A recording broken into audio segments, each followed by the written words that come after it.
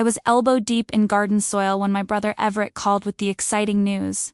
It was a warm April afternoon, and I'd been taking advantage of the perfect weather to plant the heirloom tomato seedlings I'd been nurturing since February. Gardening had become my therapy since buying my modest farmhouse 2 years ago. Quiet, steady reminder that patience and care yield the sweetest rewards. Wiping my hands on my jeans, I answered the call on speaker. "Hey Ev, what's up, Thea?" His voice boomed through the phone with the enthusiastic volume that had characterized him since childhood. "You'll never guess what Margo and I decided."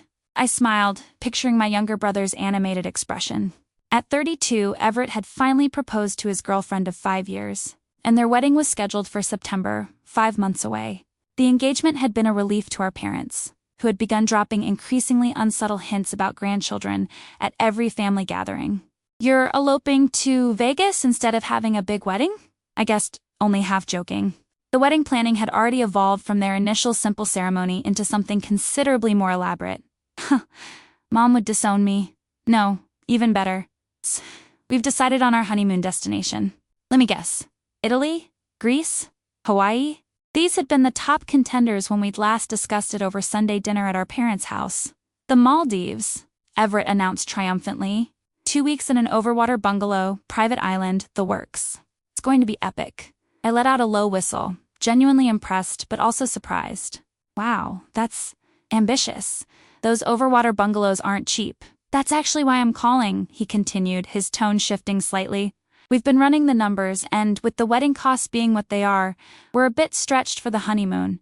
But this is a once-in-a-lifetime opportunity, you know?" A familiar sense of caution stirred in my chest. Throughout our lives, Everett's once-in-a-lifetime opportunities had been numerous and frequently funded by family members, particularly me, since I'd found modest success as a software developer and lived frugally compared to my peers. "How stretched are we talking?" I asked carefully. "Well, he dragged out the word in that particular way he had since childhood when asking for something. "The total package is around $30,000. I nearly dropped the phone into my tomato bed. $30,000? For a honeymoon? It's the Maldives, Thea. And that includes everything: flights, the overwater bungalow, all-inclusive food and drinks, seaplane transfers, the works. It's actually pretty reasonable for what we're getting." Reasonable was not the word I would have chosen. My entire house down payment had been $40,000. That's a lot, EEV. Especially on top of the wedding. I know. His voice took on the cajoling tone I recognized all too well. "That's why I was thinking, you know that investment portfolio Dad helped you set up, the one that did really well last year? Margo and I were hoping you might consider, helping us out. As a wedding gift." There it was. The request I'd been sensing from the moment he mentioned the Maldives. "How much are you asking for?" Though I already suspected the answer. "We're about 20,000 short," he said, having the grace to sound at least slightly embarrassed. "We've saved 10 ourselves. It would just be a loan, of course. We'd pay you back eventually." Eventually. The same timeline on which he'd promised to repay the $5,000 I'd loaned him for his car down payment 3 years ago. Or the $3,000 for the emergency dental work the year before that. None of which had seen a single dollar of repayment. "Everett," I began, choosing my words carefully. "$20,000 is a lot of money. That's not a wedding gift, that's a new car. Or half a year's salary for some people, but it's not half a year's salary for you," he pointed out. "Come on, Thea. You're doing well. You live in that little house in the middle of nowhere with no mortgage. You don't even have a serious boyfriend to spend money on. Meanwhile, this is my once-in-a-lifetime honeymoon with the woman I love." I felt a familiar sting at his casual dismissal of my life choices. My little house in the middle of nowhere was my sanctuary, purchased with years of careful saving. The fact that I was single at 35 wasn't for lack of opportunities to share my life, but because I hadn't met someone who felt right. "I need to think about it," I said finally. "That's a big request." "What's there to think about? It's your brother's honeymoon." His tone had shifted from cajoling to impatient. "We need to book soon to get the dates we want. Just yes or no, Thea." I took a deep breath, looking out over my carefully tended garden beds. "Then I'm sorry, but no. I can give you a more reasonable wedding gift, but I can't fund your honeymoon." The silence that followed was so long I thought the call had dropped. When Everett finally spoke, his voice was cold in a way I'd rarely heard directed at me. Wow, I never thought my own sister would be so selfish. Guess I know where I stand now. The call ended abruptly, leaving me staring at my dirt-stained hands. A familiar knot of guilt and frustration forming in my stomach. I hadn't realized then that this conversation was just the opening salvo in what would become a family civil war, or that my simple no would ultimately cost me an invitation to my only brother's wedding. The next morning, my phone lit up with a text from our mother. Need to talk. Call when you can. No context, no emojis, and characteristically serious for Diane Mercer, who typically communicated in a stream of heart symbols and exclamation points. Steeling myself, I called her during my lunch break, stepping away from my home office into the backyard. The spring sunshine did little to warm the chill of apprehension I felt. Theodora, she answered, using my full name and other bad sign. Your brother is very upset. I gathered that, I replied, trying to keep my tone neutral. Did he tell you why? He said you refused to help with their honeymoon. After everything he's done for you, I nearly choked on my tea. Everything he's done for me? Mom, what exactly has Everett done for me? Don't take that tone, she chided. Family supports family. You know that's how we raised you. Family supports family. The Mercer family motto, deployed whenever someone, usually Everett, needed bailing out. Somehow it was rarely invoked when I was the one who needed support. Mom, he asked me for $20,000. That's not a small favor. It's his honeymoon, Thea. The most important trip of his life. Which doesn't mean I'm obligated to pay for it, I pointed out. Especially a trip that extravagant. Most people honeymoon within their budget. A heavy sigh came through the phone. You've always been so ... practical. Sometimes life isn't about practical. It's about moments, experiences. Your brother wants to give Margo the honeymoon of her dreams. Then he should save for it, like anyone else would. You have that money just sitting in investments, my mother persisted. It's not like you're using it. The familiar frustration bubbled up, the assumption that my careful financial planning equated to money just sitting around, available for others' dreams while mine were considered somehow less valid. Actually, Mom, I am using it. It's called financial security. And my future. What future? You live like a hermit in that farmhouse. No husband, no children, just you and your garden and your computer job. The casual dismissal stung more than I cared to admit. I'd worked hard for my life. The remote job that allowed me to live where I wanted. The house I'd saved years to buy. The peace I'd found after a decade in high-pressure tech environments in the city. I like my life, I said quietly, and I've earned the right to decide how to spend my own money. Another sigh, heavier this time. Well, Margo is very upset. She thinks you don't approve of her. This has nothing to do with Margo, I barely know her. Which was true in the 3 years. They'd been engaged. Margo had rarely engaged with me beyond polite small talk at family gatherings. She was pleasant enough, but we had little in common. She was going to be family. Thea. And now she feels unwelcome. The conversation continued in circles for another 10 minutes, with my mother alternating between guilt trips and appeals to family loyalty. By the time we hung up, I felt emotionally drained, but still resolved in my decision. That evening, my phone pinged with a text from my cousin Blake. Heard you're in the doghouse with Uncle Rob and Aunt Diane. What happened? I groaned. News traveled fast in the Mercer family. Apparently not funding a 3-OK honeymoon makes me the villain of the year, I typed back. Yikes. Everett's always been a bit entitled, but that's next level. Blake's solidarity was a small comfort.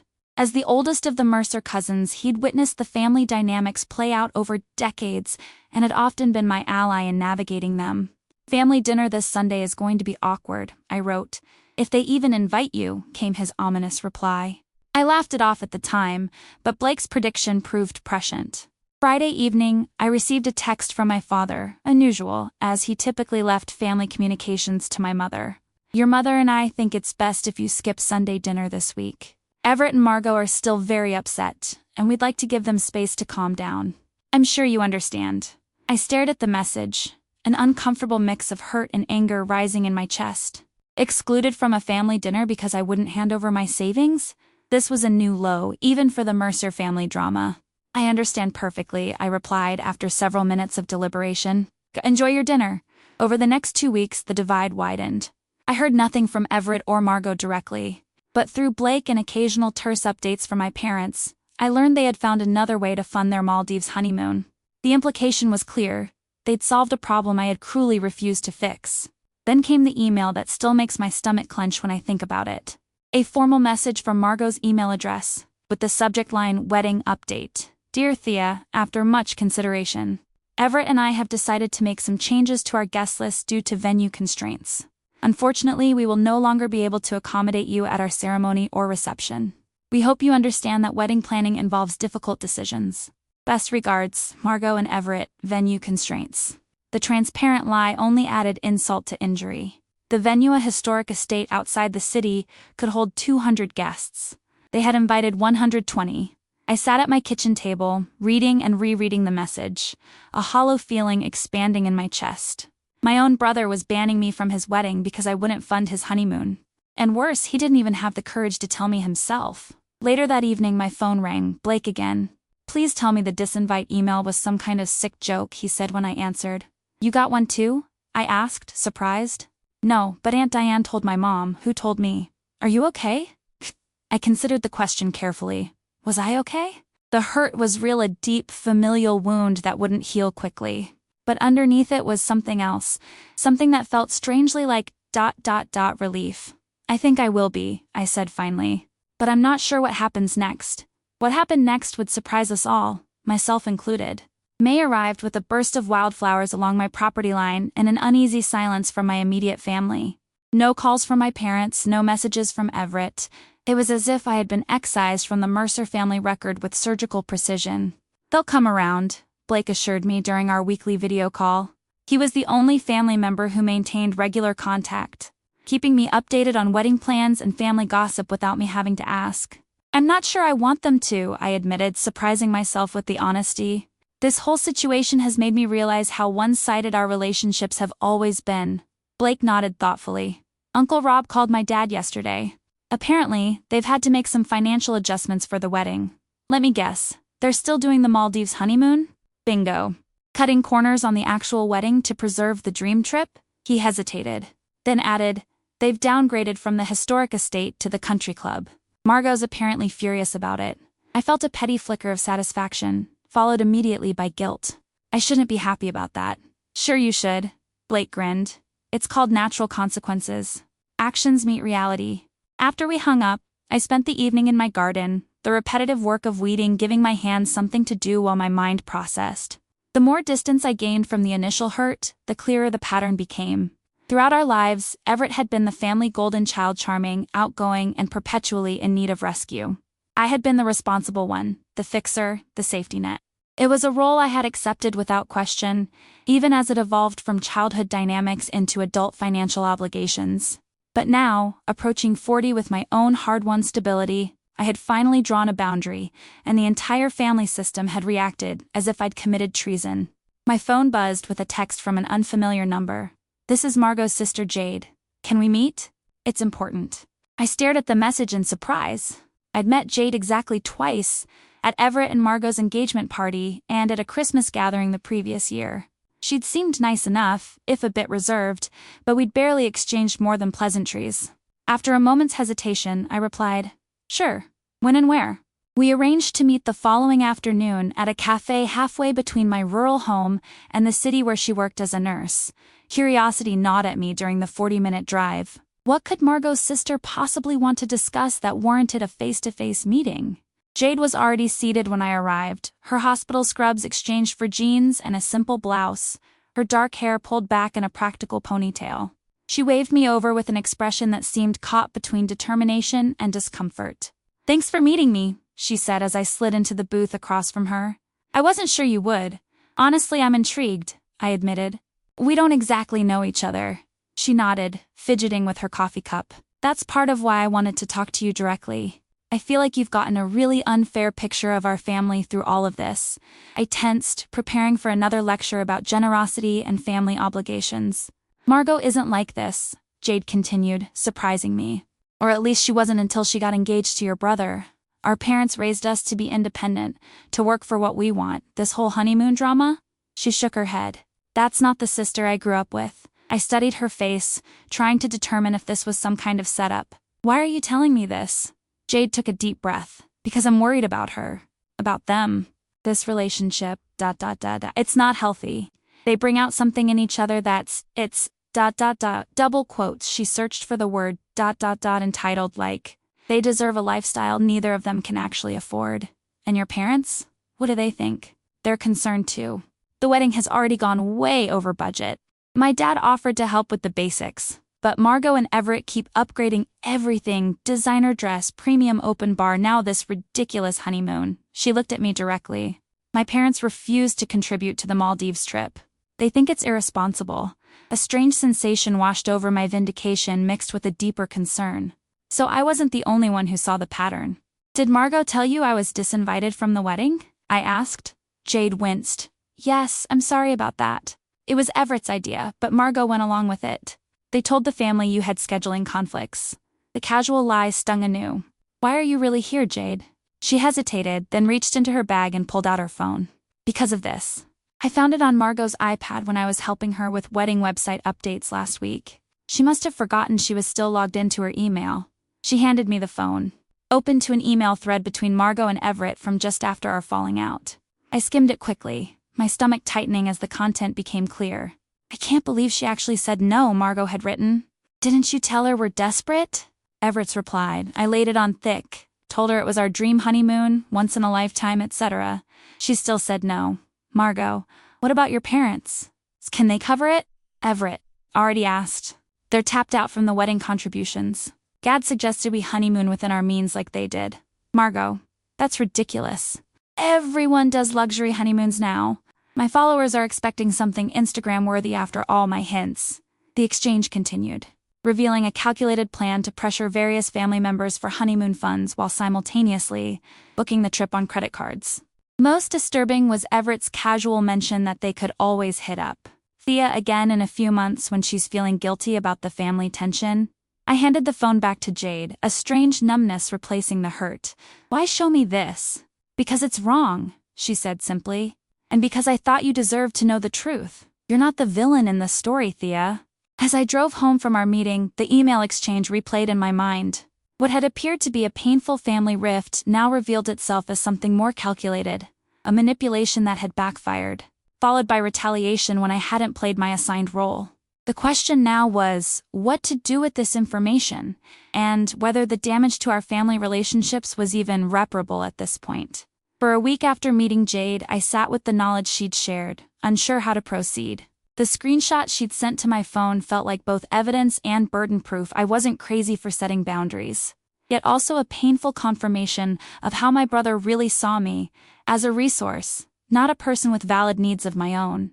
On a rainy Saturday morning, as I potted herb seedlings in my greenhouse, my phone rang with my father's number, the first direct contact in over a month. Thea, he said when I answered, his voice uncharacteristically subdued. We need to talk. I'm listening, I replied, keeping my tone neutral. Your mother and I have been thinking, ... double quotes. He paused, and I heard him take a deep breath. We owe you an apology. We shouldn't have excluded you from family gatherings or supported Everett's decision to uninvite you from the wedding. The frank admission caught me off guard. My father had never been one to acknowledge mistakes easily. What changed? I asked. Blake showed us the emails, he said simply, between Everett and Margo, about the honeymoon, and their plans to manipulate you. So that's why Jade had wanted the screenshots. It's not just for me, but as evidence for the wider family. I see, I said, I'm sure what else to add. We confronted Everett yesterday. It didn't go well. His voice carried a weight I hadn't heard before. He accused us of taking your side, of not supporting his happiness. But Thea, asking for $20,000 wasn't about support. It was exploitation. We see that now. The validation I'd craved for weeks now felt hollow. And the wedding? Am I still banned? We've made it clear to Everett that if you're not welcome, we won't be attending either. My father's tone was firm. Your brother has some growing up to do. We enabled his behavior for too long, and for that, I'm truly sorry. After we hung up, I sat among my fragrant herbs, processing the conversation. The apology was more than I'd expected, yet the situation remained unresolved. Everett hadn't reached out himself, and a forced reconciliation at the wedding, if I was even re-invited, seemed like a recipe for disaster. That evening, I drafted an email to Everett. No accusations, no screenshots. Just honest reflection on our relationship patterns, and my hope for healthier interactions in the future. I expressed genuine good wishes for his marriage while maintaining my financial boundary. Whether he'd receive it with openness or defensiveness remained to be seen. 3 days later, a large envelope arrived in my mailbox, a wedding invitation, with a handwritten note from Margo. We hope you'll still come. Families should be together for important moments. No apology, no acknowledgement of their behavior. Just an expectation that we would paper over the cracks and maintain appearances. I placed the invitation on my kitchen table, next to a potted basil seedling, young but sturdy, already showing signs of thriving despite its delicate appearance. Like the plant, I had choices about how to grow from here. I could bend toward a false harmony or stand firm in the healthier boundaries I'd established. For the first time in my life, the decision felt completely clear.